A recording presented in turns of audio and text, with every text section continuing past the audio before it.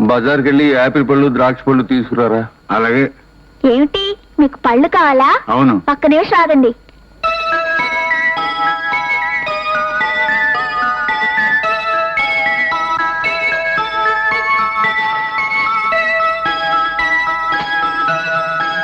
ఇదిగోండి తాజా పళ్ళు. ఓ రొట్టె కూడా ఉంది. ఇవి తీసుకొని నాకు 10 రూపాయలు ఎవరు?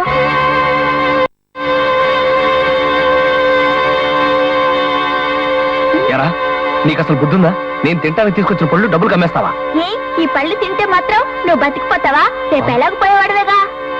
ఏయ్, నిన్ను దొరకరా? దొరకు. ఆగు, ఆగు చెప్తాను. ఏమిటి మిస్టర్ ఇది?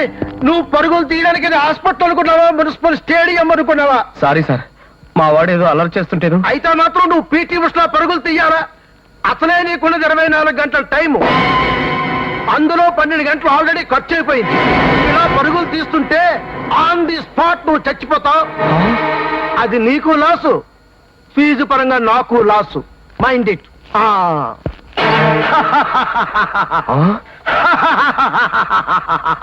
ఒరేయ్, నీ కక్కుర్తి బుద్ధి చూసి చూసి నా మైండ్ పాడైపోయింది. ఇప్పుడు నీ కక్కుర్తి బుద్ధితో డాక్టర్ బుర్ర పాడు చేసి పిచ్చెక్కించకు. ఎలాగూ పోతున్నావు, పోయేవాడు కాటికి పో. ఏయ్, అబ్బో నిన్ను- బాబోయ్. ఆగరా.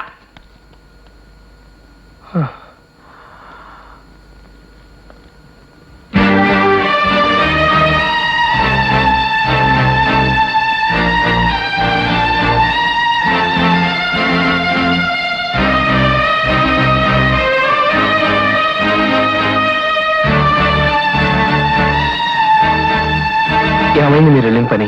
ఎక్కడా అప్పు పుట్టలేదురా. ఇల్లు కానీ బంగారం కానీ తనఖా పెడితే అప్పిస్తా ఉంటున్నారు. కానీ నా దగ్గర అంత విలువైన వస్తువులేమీ లేవు. ఈ గండం ఎలా గట్టెక్కుతుందో. ఆ 7 కొండల వాడే నిన్ను కాపాడాలి.